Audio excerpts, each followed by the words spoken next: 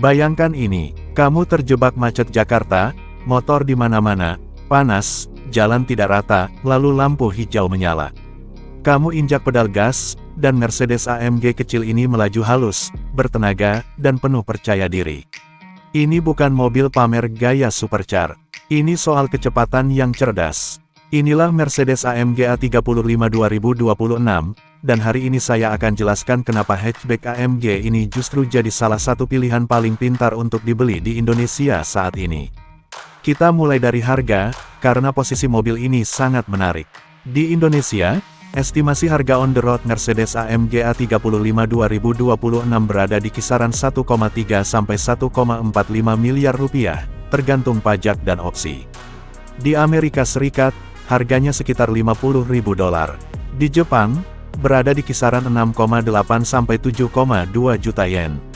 Untuk pasar ASEAN seperti Malaysia, Thailand, dan Singapura, harganya setara sekitar $52.000 hingga $60.000 AS setelah pajak lokal. Jadi memang tidak murah, tapi ini adalah salah satu AMG paling terjangkau yang bisa kamu miliki. Sekarang kita luruskan satu mitos besar. AMG tidak selalu berarti boros bensin. Mercedes AMG A35 2026 menggunakan mesin 2.0 liter turbo dengan sistem mild hybrid. Sistem hibrid kecil ini membantu saat macet, mengurangi pemborosan bahan bakar, dan membuat penyaluran tenaga lebih halus.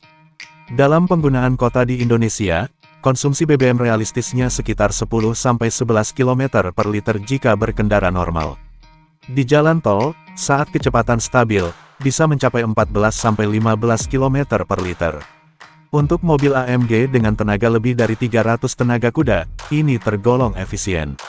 Mobil ini memang bukan EV atau plug-in hybrid, jadi jangan berharap penghematan ekstrim seperti mobil listrik. Tapi sistem mild hybrid membantu mengurangi beban mesin, membuat start-stop lebih halus, dan menurunkan kausan jangka panjang. Artinya, biaya bensin lebih terkendali dan perawatan lebih ringan dibanding AMG lama yang murni bensin. Untuk pembeli yang belum siap pindah ke listrik penuh, ini adalah solusi yang masuk akal. Soal biaya perawatan, ini sering jadi kekhawatiran di Indonesia. Kabar baiknya, Mercedes punya jaringan dealer kuat di kota besar seperti Jakarta, Surabaya, Bandung, dan Medan. Biaya servis AMG A35 memang lebih mahal dari A-Class biasa, tapi masih tergolong masuk akal. Rata-rata perawatan tahunan sekitar 15-20 juta rupiah, tergantung pemakaian. Ketersediaan spare part cukup baik karena banyak komponen berbagi dengan A-Class standar. Part khusus AMG memang lebih mahal, tapi tidak sampai harus menunggu lama. Asuransi juga lebih tinggi dari hatchback biasa, tapi tetap lebih murah dibanding AMG yang lebih besar. Premi asuransi all risk biasanya sekitar 2-2,5% dari harga mobil per tahun. Nilai jual kembali adalah salah satu keunggulan utama mobil ini. Mobil AMG, terutama AMG entry level seperti A35, cenderung memiliki resale value yang kuat. Di Indonesia dan pasar Asia, batch AMG punya daya tarik besar. Dalam 3-5 tahun, nilai jual kembali A35 diperkirakan lebih stabil dibanding BMW M135i atau Audi S3. Merek Mercedes dan nama AMG membuat permintaan tetap tinggi. Sekarang kita bahas performa dengan bahasa sederhana. Tenaga mobil ini sekitar 306 horsepower. Artinya apa di kehidupan sehari-hari? Di kota, mobil ini terasa responsif tapi tidak menakutkan. Injak gas sedikit, mobil langsung maju, cocok untuk menyalip bas atau pindah jalur dengan cepat. Setirnya ringan untuk macet, dan suspensinya terasa sporty tapi masih nyaman. Di jalan tol, mobil ini stabil dan mantap. Saat cruising, nyaman. Saat butuh tenaga untuk menyalip truk, responsnya instan. Ini bukan mobil yang hanya enak di sirkuit. Ini performa yang benar-benar bisa dipakai harian. Untuk kondisi jalan Indonesia, ukuran sangat penting. AMG A35 tergolong kompak, mudah parkir, mudah bermanuver di jalan sempit, dan jauh lebih praktis dibanding sedan besar atau SUV. Ground clearance masih aman untuk polisi tidur jika dikendarai dengan hati-hati. Sistem all-wheel drive sangat membantu di jalan basah, terutama saat musim hujan.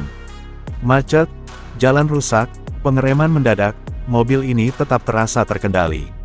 Kalau dibandingkan dengan rival Jerman lainnya, BMW M135i memang terasa lebih fun, tapi nilai jual kembalinya biasanya lebih lemah di Asia.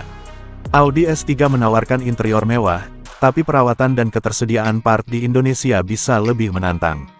Mercedes-AMG A35 berada di posisi tengah yang aman. Citra merek kuat, rasa berkendara seimbang, dan kepastian kepemilikan jangka panjang lebih meyakinkan. Pengalaman memiliki mobil ini bukan cuma soal angka di brosur. Hidup dengan AMG A35 berarti kamu mendapatkan interior premium, performa saat dibutuhkan, dan kenyamanan untuk penggunaan harian tanpa stres. Konsumsi BBM masih masuk akal. Biaya perawatan jelas, asuransi terkontrol, spare part tersedia, dan nilai jual kembali tetap kuat. Jadi, siapa yang cocok membeli Mercedes AMG A35 2026? Jika kamu ingin AMG pertama, tinggal di kota besar Indonesia, butuh mobil performa yang tetap nyaman harian, dan peduli nilai jangka panjang, mobil ini sangat layak dipertimbangkan. Ini mobil kencang, tapi kencang yang cerdas. Premium, tapi praktis. Sporty, tapi tetap nyaman dipakai setiap hari. Kalau video ini membantu kamu memahami biaya kepemilikan dan realita Mercedes AMG A35, jangan lupa tekan tombol like, subscribe channel ini, dan aktifkan notifikasi. Kami bahas mobil dengan jujur, biaya nyata, dan pengalaman nyata untuk Indonesia dan Asia. Sampai jumpa di review berikutnya.